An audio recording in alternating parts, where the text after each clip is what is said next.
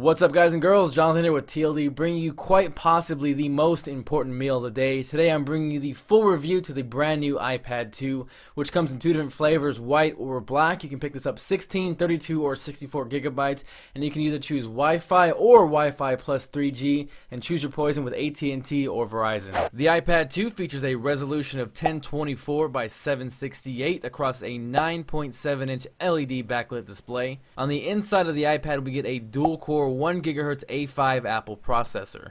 Now, along with the new dual-core CPU, we get dual-core graphics processing. Apple claims this to be 9 times faster. According to benchmarks, it's actually about 6 times faster than the previous iteration of the iPad. The biggest thing here, though, it's actually almost 4 times faster than the new Motorola Zoom. Very impressive nonetheless. The iPad 2 is insanely thin, coming in at 0.34 inches thick, weighs under 1.5 pounds, and is actually thinner than the iPhone 4.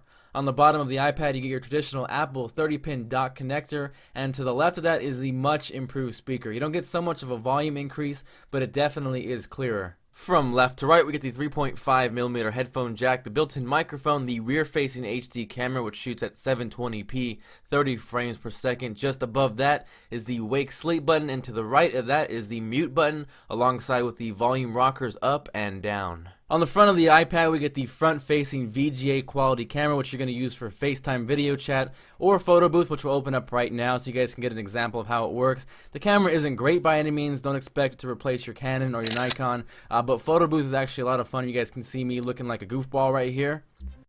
Oh yeah.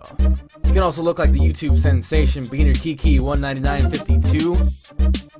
Now that we've seen some of the pictures, let's go ahead and check out the video quality. Right now we're filming off the front-facing VGA camera in landscape mode using the built-in internal mic. Got a little bit of wind going in the background so you guys can see how that picks that up. Let's go ahead and move it to portrait. And this is kind of an idea of how to look and sound kind of in a FaceTime environment. Let's go ahead and jump over to the rear-facing HD camera.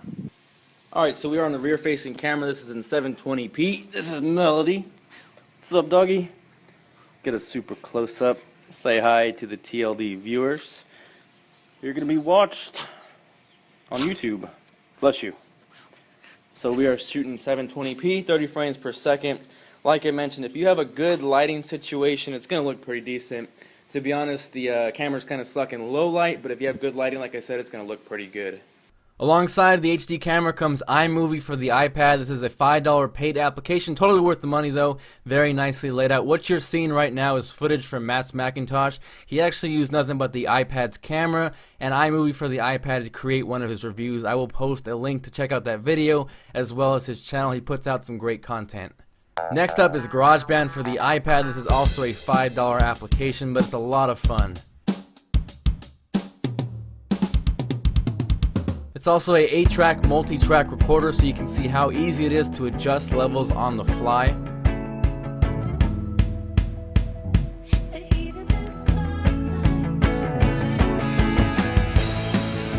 Here's an example of smart drums for GarageBand on the iPad. You can manipulate the drums, get random patterns. Pretty cool for songwriting. You can move the kicks, the snares, change it from simple, complex, loud, and quiet. Overall, I had a lot of fun playing with GarageBand. Definitely go pick this app up if you got the iPad.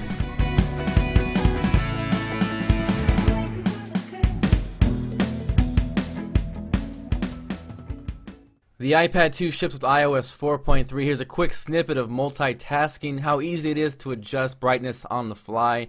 Alongside the improved graphics on the iPad 2, you get a 3-axis gyroscope with an accelerometer, so gaming is absolutely awesome on the iPad 2, and there's tons and tons of apps in the App Store. One of the best parts about owning an iPad. Here's a quick example of smart covers for the iPad. I think they're awesome. They snap on via magnets. You can wake and turn off your iPad just by closing the cover. Overall, I'd say the iPad 2 is definitely a worthy upgrade if you own the iPad 1. I wouldn't necessarily go run out and sell your iPad to go get this one unless you really look forward to the front-facing or the rear-facing cameras for FaceTime, or you do a lot of gaming because the graphics has definitely improved. The iPad is super light. It feels really good in your hands. You can pick this up in white or black. I would personally recommend it. Really enjoying the iPad 2 so far. Thanks for watching this review. Feel free to subscribe if you haven't already. Make sure to check out a few different videos covering the iPad, the unboxing if you missed that, and I'll catch you guys later.